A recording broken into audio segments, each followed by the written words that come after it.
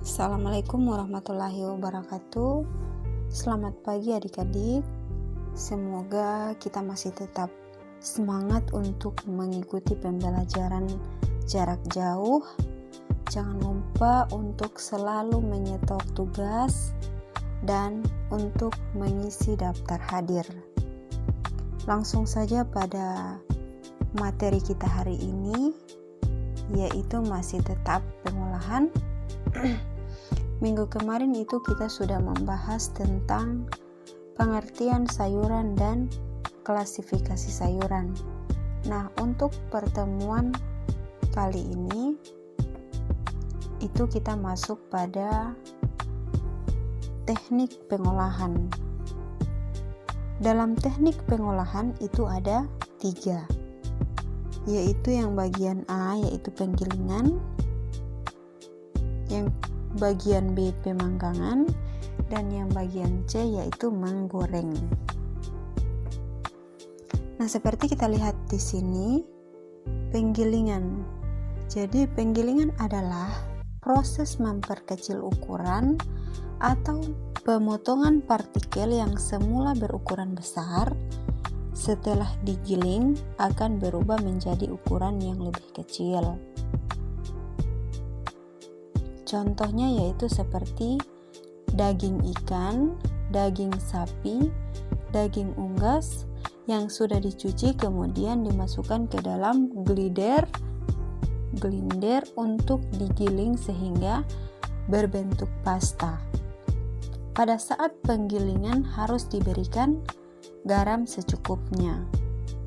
Kemudian garam diberikan pada awal penggilingan berguna untuk meningkatkan kerekatan pasta. Seperti yang kita lihat contoh penggilingan daging yang ada di gambar samping ini.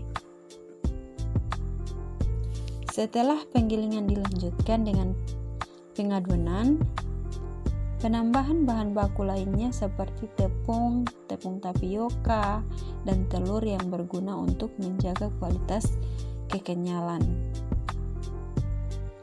Kemudian adonan dimasukkan bumbu berupa garam, gula,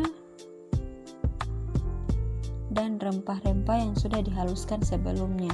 Kemudian dilakukan pencetakan. Nah, kemudian bagian pemanggangan. Pemanggangan adalah proses memasak bahan makanan dengan menggunakan panas api yang tinggi dan langsung. Daging ikan, daging sapi, dan unggas dapat langsung dipanggang untuk dijadikan stik. Daging yang dipanggang sebaiknya daging yang memiliki tekstur daging yang lebih kencang. Seperti contoh yang ada di gambar ini. Ikan dipanggang dalam oven. Caranya yaitu panggang ikan dalam oven dengan suhu 200 derajat Celcius selama sekitar 10 menit atau hingga kulit pelapisan kulit keemasan. Kemudian lama pemanggangan itu tergantung pada ketebalan fillet. Dan yang terakhir yaitu menggoreng. Menggoreng adalah cara memasak makanan dengan menggunakan minyak atau lemak margarin atau mentega sebagai medium penghantar panas. Pada saat penggorengan itu menggunakan minyak goreng dengan jumlah yang cukup hingga seluruh bagian ikan terendam minyak. Gunakan api sedang, lalu goreng ikan dengan wajan anti lengket. Ikan cukup dibalik sekali saja sehingga tidak mudah hancur. Tapi ingat, teknik ini tidak bisa digunakan saat menggoreng ikan. Itu hanya bisa digunakan pada filet ikan dan unggas. Nah, sekarang masuk pada bagian B, yaitu makanan dari bahan pangan hasil samping.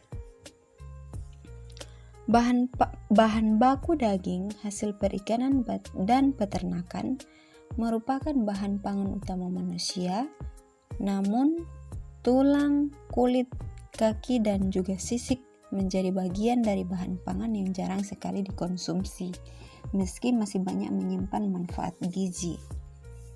Sebagai olahan pangan siap konsumsi, hampir semua bagian dari bahan pangan hasil perikanan dan peternakan dapat digunakan manusia. Bahan pangan hasil samping dapat diolah menjadi makanan siap saji seperti mie bakso, ceker ayam, keripik ceker ayam, kerupuk kulit, dan lainnya. Nah, yang pertama yaitu kepala ikan. Kepala ikan dapat diolah menjadi makanan yang lezat dan juga tentunya bergizi. Misalnya dapat dijadikan makanan gulai kepala ikan atau pula sup kepala ikan. Sebab bagian kepala ikan masih memiliki sedikit daging ikan dan mata ikan juga nikmat untuk disantap serta memiliki nilai nutrisi yang hampir sama dengan bagian tubuh ikan, yaitu daging ikan. Selain memiliki gizi yang baik, juga memiliki nilai jual. Bagian B yaitu bahan pangan hasil samping kulit. Seperti yang kita lihat pada gambar ini yaitu kulit ikan. Kulit ialah bagian luar yang menutupi daging, baik itu daging sapi, ikan, dan lainnya. Kulit merupakan organ tunggal yang tumbuh yang paling berat dan kulit juga merupakan hasil ternak yang memiliki nilai ekonomi yang tinggi, sekitar 59% dari nilai keseluruhan produk yang dihasilkan dari seekor ternak. Kulit ternak dapat diolah menjadi produk pangan seperti keripik kulit dan masakan lainnya. Kemudian yang bagian C yaitu bahan pangan hasil samping ceker ayam. Ceker ayam merupakan bagian dari tubuh ayam, yaitu kaki ayam, dan memiliki tekstur yang unik serta rasa yang gurih. Maka dari itu ceker ayam banyak digemari orang. Bagian tubuh ayam ini juga masih memiliki nilai gizi dan manfaat yang baik bagi tubuh. Sebab ceker ayam mengandung protein, kolagen, zat kapur, kalsium, dan kartilago. Nah, seperti kita lihat di gambar ini ya. Kemudian ceker ayam ini memiliki sedikit daging dan jika dimasak biasanya akan mengeluarkan cairan atau gel khusus yang mengandung gelatin. Ceker ayam juga dapat diolah menjadi produk pangan seperti keripik ceker, bakso ceker, sup ceker, dan lainnya. Bagian D yaitu bahan pangan hasil samping tulang ikan. Selain dari kepala ikan, tulang ikan juga merupakan dapat dijadikan sebagian bahan pangan hasil samping. Tulang ikan dapat mengurangi terjadinya osteoporosis dan dapat memperkuat dan memperkokoh tulang tubuh pada manusia.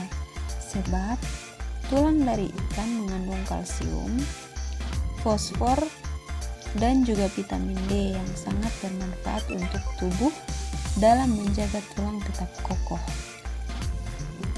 Proses pembuatan bahan pangan ini biasanya dimulai dengan proses pengaringan dan digiling menjadi tepung. Setelah menjadi tepung, barulah dapat difermentasikan dalam bentuk olahan berupa cemilan.